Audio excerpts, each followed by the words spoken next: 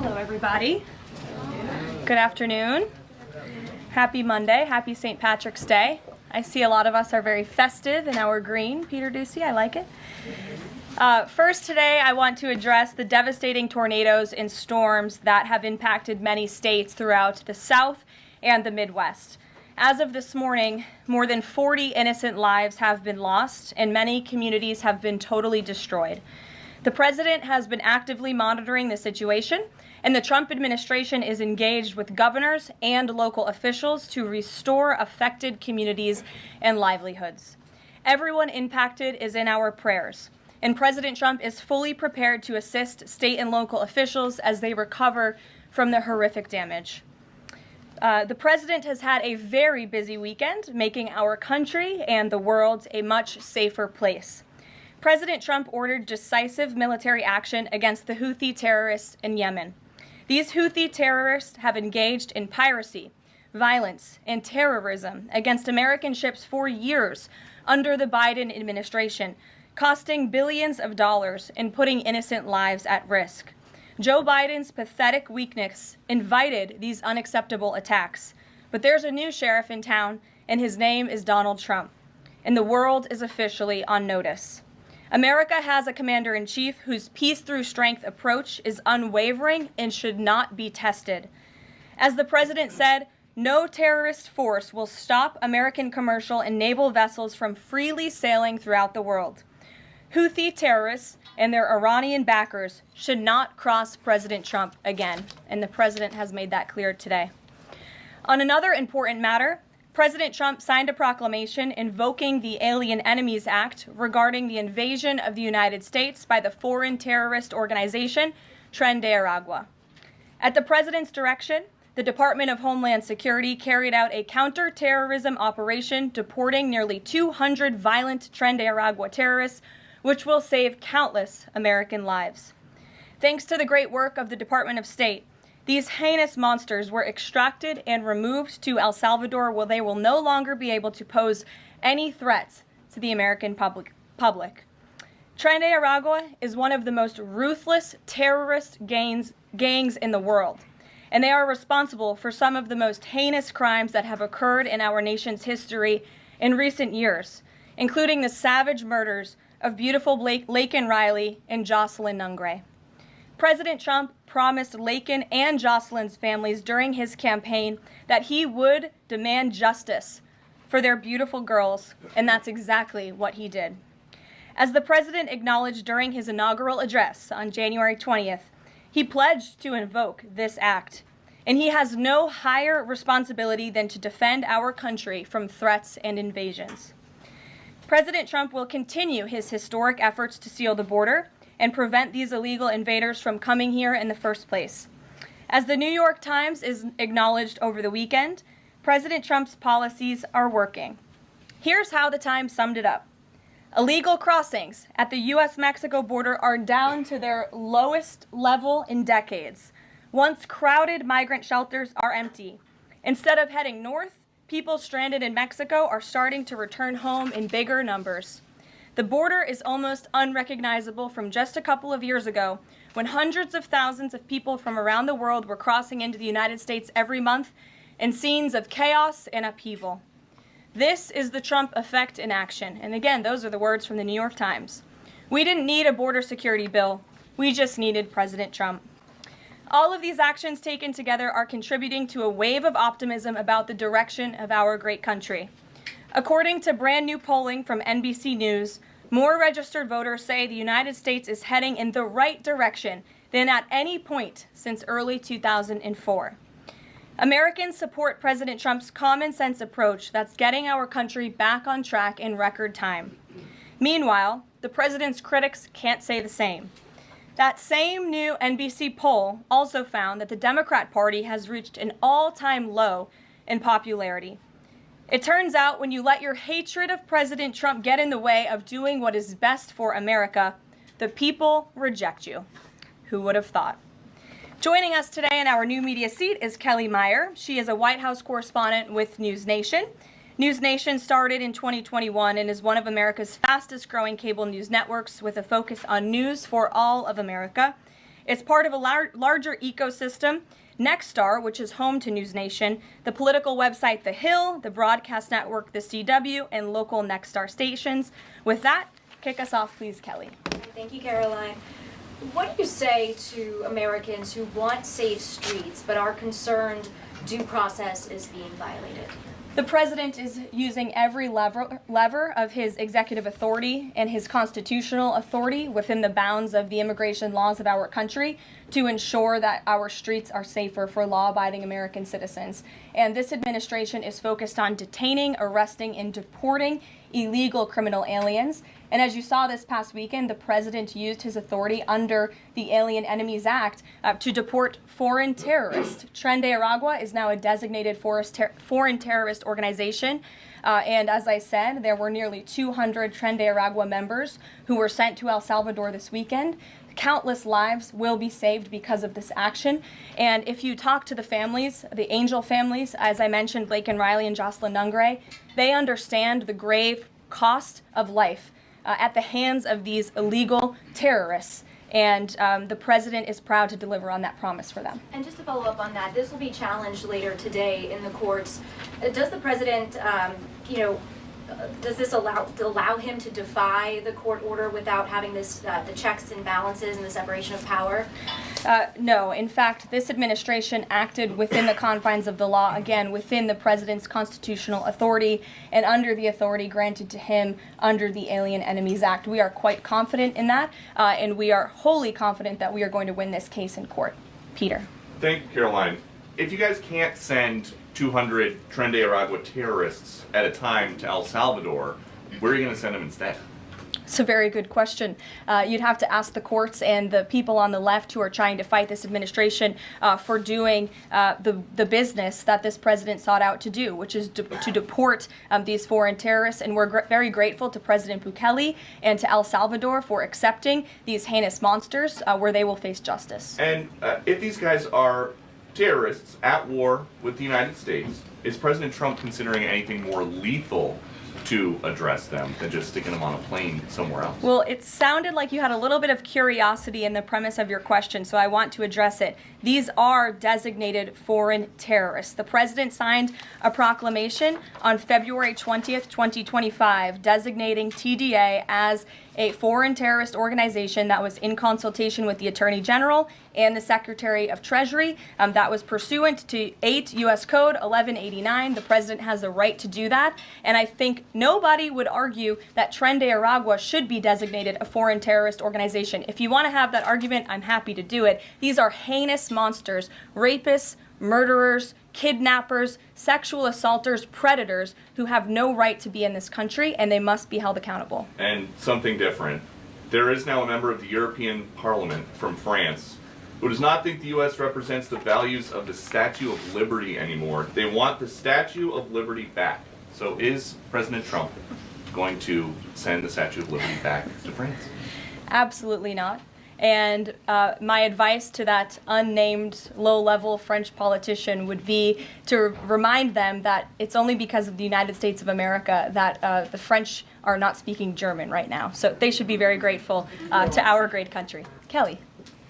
Is the administration prepared to give the court what it wants in terms of the time of the flights that departed, that went to El Salvador, and some of those details that the judge is asking for in trying to determine the timing? Clearly, the 5 named individuals were not deported. That's right. In compliance.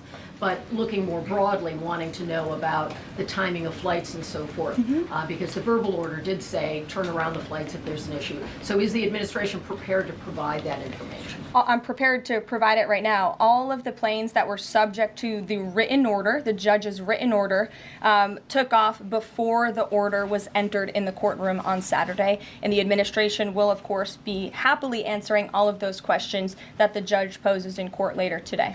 And for people who have due process questions about making certain that there wasn't anyone who was swept up who did not meet the criteria that you laid out, is there a way for the administration to provide more detail about how that was determined, who the individuals were that met this deportation order? Yes, I can assure the American people that Customs and Border Patrol and ICE and the Department of Homeland Security are sure about the identities of the individuals who were on these planes and the threat that they pose to our homeland. They take this incredibly seriously. They are putting their lives on the line to deport these designated terrorists from our country, and they should be trusted to do that. And that's exactly what the American people elected this president to do. Go ahead. Thanks, Caroline. Just to follow up on that then, so you're saying definitively that the administration can prove everyone that was put on those flights to El Salvador was either a member of Tren de Aragua, MS-13, or some other entity? We've already provided the breakdown in the effort of transparency about the 261 illegal aliens who were deported. 137 of those were deported under the Alien Enemies Act. 101 of those were Venezuelans removed via Title VIII, which, as you know, are just regular immigration proceedings. And 23 of them were MS-13 Salvadorian gang members. There were also 2 MS-13 ringleaders as part of that group of 23 who President Bukele particularly expressed his gratitude for their return so he can demand justice in his home country. Jennifer. What criteria, though, other than, say, tattoos or maybe being in the wrong place at the wrong time, are they using to determine that someone is actually a member of one of these organizations? Intelligence and the men and women on the ground in the interior of our country who are finally being allowed to do their jobs. Their hands were tied under the previous administration, and as I said, they take their jobs very seriously. They should be trusted and respected by the American public with this operation, and of course, as I said to Kelly, the administration will provide all details to the questions that the court poses. Jennifer. One more follow-up on that. Can you say how much the U.S. is paying El Salvador to imprison these Venezuelans?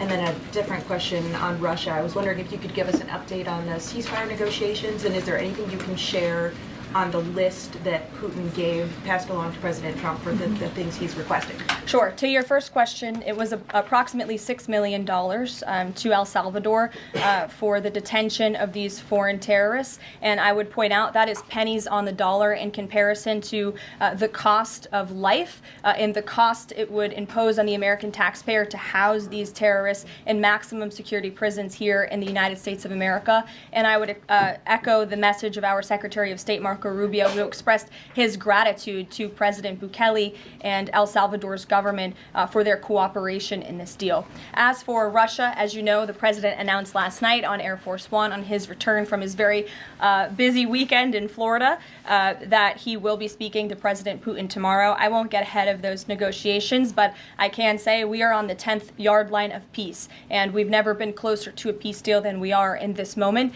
And the president, as you know, is determined to get one done. Sure, Caitlin. I have 2 questions for you. One on the flights, but first on the president's post overnight, saying that he is the pardons that were issued by President Biden preemptively to members of the January 6th committee, that they're now null and void. Have attorneys here at the White House told President Trump that he has the legal authority to undo a pardon simply because it was signed by auto pen, as he said? The president was begging the question that I think a lot of journalists in this room should be asking about whether or not the former president of the United States, who I think we can all finally agree was cognitively impaired. I know it took people some time to finally admit that, but we all know that to be true, as evidenced by his disastrous debate performance against President Trump during the campaign. I digress on that. But the president was raising the point that did the president even know about these pardons? Was his legal signature used without his consent or knowledge? And that's not just the president or me raising those questions, Caitlin. According to the New York Post, there are Biden officials from the previous White House who raised those questions and wondered if the president was even consulted about his legally binding signature being signed onto documents. And so I think it's a question that everybody in this room should be looking into, because certainly that would propose perhaps criminal or illegal behavior if staff members were signing the President of the United States autograph without his consent. Biden is on the record talking about issuing preemptive pardons to these people. But was he aware of his signature being used on every single pardon? That's a question you should ask the Biden White House. Is there any evidence on that he wasn't aware of it? You're a reporter. You should find out. Okay, Sean. on the flights, so I have a question on the timeline of the flights. You keep talking talking about the judge's written order, which hit the docket Saturday night at about 7:26 p.m. But he issued a verbal order before that at about 6:45 and 6:48 p.m. based on the court hearing. A verbal order from the bench. Does the White House feel the need to comply with a verbal order from this judge? Again, as I said, all of the planes subject to the written order of this judge departed U.S. soil, U.S. territory before the judge's written order. But what about the verbal order, which of course carries the same legal weight as a written order, and said for the planes to turn around if they were Well, in the air? there's actually questions about whether a verbal order carries the same weight as a legal order, as a written order, and our lawyers are determined to ask and answer those questions in court. Sean. Hey, so on Friday, the president suggested at length that it should be illegal to criticize judges, but he has repeatedly criticized judges who rule against him, and Elon Musk is calling for impeachment of judges who have opposed the administration. So how are those two things not in conflict? I have not heard the president talk about impeaching judges. I know you mentioned Mr. Musk's tweet, but I have not heard the president of the United States ask that. Mary. Hey, thanks, Caroline. I wanted to ask about this video I saw this morning set to the tune of, I believe, Closing Time about deportations of illegal migrants.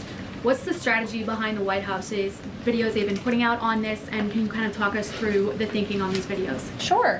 I think the White House and our entire government clearly is leaning into the message of this president. And we are unafraid to double down and to take responsibility and ownership of the serious decisions that are being made. The president was elected with an overwhelming mandate to launch the largest mass deportation campaign in American history, and that's exactly what he is doing. And to this very day, we are now, I think, 56 or 7 days into the administration by my count. The president still receives an overwhelming public support for the policies that he is enacting. So we are unafraid to message effectively what the president is doing on a daily basis to make our communities safer. And the specific video you referenced, I think it sums up our immigration policy pretty well. You don't have to go home, but you can't stay here. Go ahead. Thanks, Caroline. I have two questions. First, will President Trump put sanctions on Russia if the talks on Tuesday don't go as hoped? And secondly, have any illegal immigrants self-deported through CBP home yet? To your first question, it's something the president has floated, and certainly he's willing to do if necessary. I don't have anything to read out, and I would never get ahead of the president on such a serious decision. To your second question about the CBP Home app, I would have to check in with the Department of Homeland Security, but it's a great question, and we're very proud to repurpose this app, which the Biden administration abused to facilitate the mass illegal entry of illegal immigrants into our country. It was like a fast pass at Disneyland. That's not happening under this administration. We are encouraging illegal immigrants to actively self-deport to maybe save themselves from being in one of these fun videos. Caroline. Sure. John, good to see you. After President Trump strafe-bombed the Houthis yesterday, he said that if they retaliate, he was going to personally hold Iran accountable for that. Holding them accountable, what would that look like? Well, I would defer you to what the president put out this morning, John, where he said very clearly, I will read it, "Let nobody be fooled. The hundreds of attacks being made by Houthi, the sinister mobsters and thugs based in Yemen, who are hated by the Yemeni people, are all created by Iran. Any further attack or retaliation by the Houthis will be met with great force, and there is no guarantee that the force will stop there. Iran has played the innocent victim of rogue terrorists from which they've lost control, but they haven't lost control. They are dictating every move, giving them the weapons, supplying them with money and highly sophisticated military equipment, and even so-called intelligence. Every shot fired by the Houthis will be looked upon from this point forward as being a shot fired from the weapons and leadership of Iran. And Iran will be held responsible and suffer the consequences, and those consequences will be dire." That is a statement from the President of the United States just moments ago. I have nothing additional to share, but our message to Iran is you better take this president seriously, and I think the Houthis learned that the hard way this past weekend. As I said in my opening remarks, there's a new sheriff in town, and this president is not just going to sit on his hands and allow terrorists to launch attacks on commercial vessels and U.S. naval ships. Those actions will not be tolerated. Sure, Edward. Yeah, thanks. Caroline, on the economy. So after mostly a down week last week in the economy, you've been very vocal as well as other cabinet members about how we're in a transition and about how this economic transition, and there's a plan, a long-term plan for tariffs on this. How concerned is the president that the markets and Americans, for lack of a better term, will freak out over these tariffs and be concerned about a long-term plan? Sure. I think I've been asked this question and answered this question respectfully, Edward.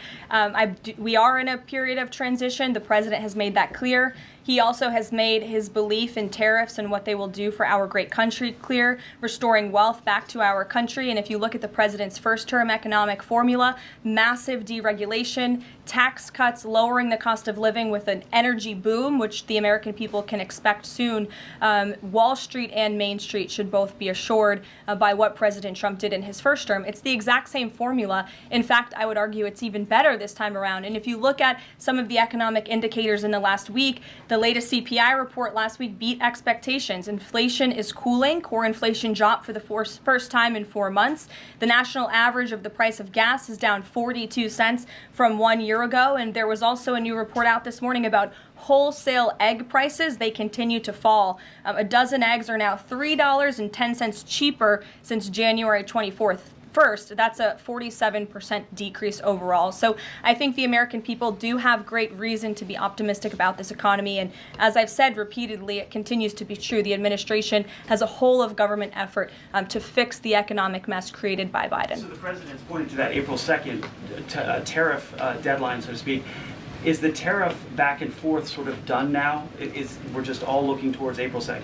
Well, I think the president would tell you that all options are always on the table, and he's always ready to respond if he feels the United States is being unfairly treated by our allies and also our competitors around the world. But yes, the April 2nd day is a big day for the country, as the president has said. Reciprocal tariffs will go into effect. We'll have more details on that as the date nears, but our entire trade team, Secretary Lutnick, Secretary Bessent, the vice president has been quite involved in these talks and discussions as well about what that will look like. And the president, as you always do, you will hear from him directly on it. Deborah Saunders, how are you? Fine. How are you doing? Good, thanks. Former pardon attorney Elizabeth Boyer believes she was fired for refusing to sign off on a move to restore gun rights to actor Mel Gibson. DOJ's Todd Blanche says no. But I want to know, is the administration dedicated to restoring gun rights to felons who served their times? I ask this because I've talked to people who were pardoned. They felt that was important. Of course, this isn't necessarily for a pardon. What is the president's thinking on this issue? Sure. After you've served your sentence, should you have gun rights? It's an important question. It is one I have not spoken to the president about on his views, but I will take it to him this afternoon. I will tell him you asked, and we will get you an answer. You're welcome. Jonathan. Thanks a lot, Caroline. A question for you regarding the administration complying with judges' orders. I want to ask about an administration spokesperson who's the border czar, Tom Homan. He was on Fox News. We love Tom Homan. And he was talking about the deportations, and he said the following. He said, "We're not stopping. I don't care what the judges think," which seems to me, just reading that, that you don't care what orders come from the federal bench. Is that the case? Can you clarify that, please? Well, I think since you just quoted Tom, I'll quote Tom. He said, "I don't care what the judges think, but I can assure you that the administration is complying with the court order." And as I've said repeatedly from this podium, all of the flights that were subject to the judge's written order departed before the written order, and we are prepared to make that case in court later this afternoon. Reagan. And then if I could, on Russia, the president, as you pointed out, Caroline, made some remarks on Air Force One coming back from Florida, and he seemed to indicate that the conversation tomorrow concerns essentially dividing up assets, dividing up territory associated with the war in Ukraine. Has President Zelensky given President Trump that authority? Is that what is going to take place tomorrow? Well, as you know, the president and his entire national security team have been engaged directly with President Zelensky and the Ukrainian team, and that has been part of the discussion between the president's team and the Ukrainians. As for where those lines will be drawn or any specifics, I am not going to get into that from this podium. It would be unwise for me to get ahead of the president's call with President Putin tomorrow. But again, I can assure you, in the effort of transparency, as this president always does, you will hear from him or one of us directly after that phone call tomorrow. Reagan. Thank you, Caroline. There's a lot of focus on the judicial branch right now. The president has about 40 judicial appointments that he could make at this moment. Do you have an update on what the timeline would look like for those judicial appointments? And does the president have a list of potential nominees that he's vetting? I do not have an update on a timeline, nor do I have a list, but I can certainly have our team gather that for you and provide it. You're welcome. Sure. Go ahead. Thank you, Caroline. Sure. Thank you, Caroline. Go So ahead. the president is visiting the Kennedy Center this afternoon to He attend is. a board meeting. A question about what happened a few weeks ago. The Kennedy Center got bomb threats targeting a performance by Shingun Performing Arts, which is an American company showcasing China before communism. This company has been targeted, unfortunately, by the CCP for years. I'm wondering if this administration has a response to this, and also as the president is putting an emphasis on arts and culture, what's the administration's message to potentially foreign state actors who are trying to disrupt that in the U.S.? Don't disrupt it. This administration will take that very seriously and hold you accountable. We obviously condemn any violence or threats of violence against American institutions. And the president will be traveling to the Kennedy Center later this afternoon. I look forward to going with him. As you know, he is now the chairman of the board of the Kennedy Center, where he hopes to restore arts and culture that embrace American tradition, don't disparage it, as we have unfortunately seen over the past several years. The president will be doing a tour of the center.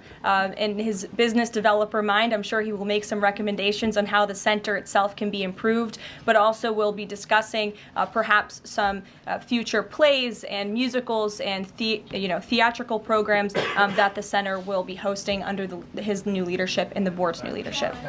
Daniel.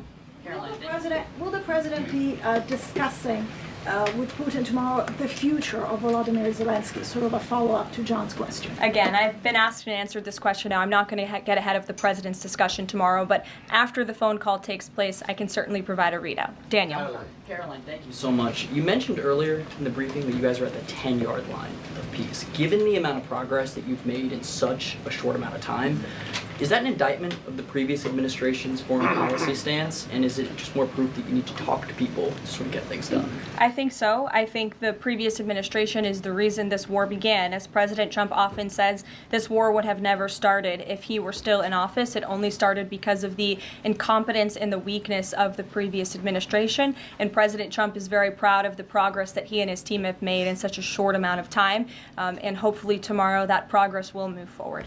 Sure. Thanks. There have been some media reports just in the last few hours that the administration has decided to withdraw from the International Center for the Prosecution of the Crime of Aggression against Ukraine, which is designed to hold Putin accountable for war crimes. Are you able to confirm that? And if that has occurred, why has that occurred? I'm not able to confirm it because I have not heard that. I will caution, I know there have been many inaccurate and misleading reports from Reuters lately, so I would caution anybody taking that seriously, but I can check in and get back to you.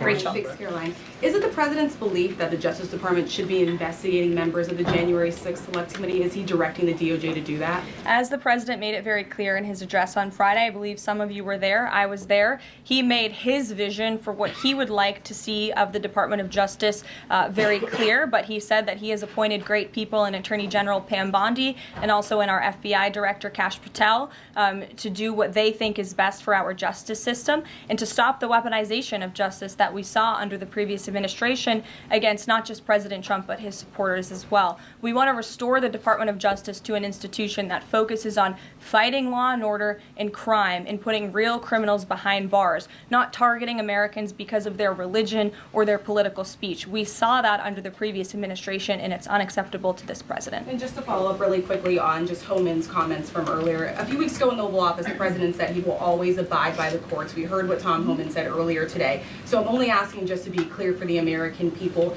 It is the administration's belief that that you feel like you are bound to comply by the judge's orders? We are complying with the judge's orders. Question on the storm. Sure. What role does the president see for FEMA with these storms? He's talking about getting rid of FEMA, states handling their own disasters.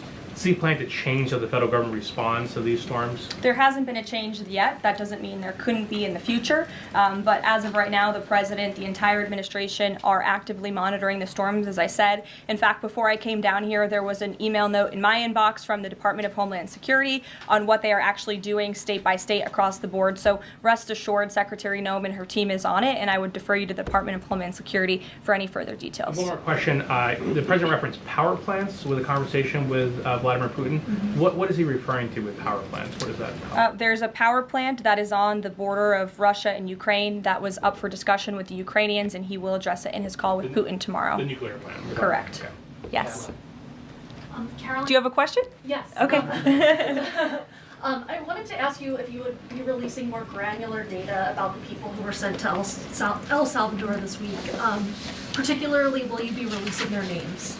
I don't believe so because of the privacy concerns at this point in time. That doesn't mean we won't eventually. I would defer you to the Department of Homeland Security for more details on the individuals on the flights, but we have been incredibly transparent in giving you the breakdown of the numbers and also some of the crimes committed by these heinous criminals and individuals: kidnapping, sexual abuse of a child, robbery, aggravated assault on a police officer. I would remind everybody in this room that Tren de Aragua is a foreign terrorist organization operating within the United States of America because the previous administration allowed them to invade our country. These are monsters who tortured, raped, and murdered a 12-year-old Jocelyn Nungre. They murdered 22-year-old nursing student Laken Riley. They led a multi-state sex trafficking operation involving smuggling women into the United States, holding them in stash houses in Louisiana, Florida, New Jersey, Texas, and Virginia, and forcing them into prostitution. They kidnapped and murdered a 33-year-old woman in Texas. They sexually and physically assaulted a woman and her daughter in Wisconsin. They conducted a mass shooting in Illinois. They peddled untraceable ghost guns across New York City, took over an Aurora, Colorado apartment complex where they kidnapped and tortured victims. And by the way, many of you in the mainstream media said that didn't happen. It turned out that it did. And because of the effective immigration policies of this administration, those foreign terrorists were detained and they are no longer operating on American soil, and we have President Trump to thank for that. We'll see you guys later at the Kennedy Center. Thanks so much. Thanks, Caroline.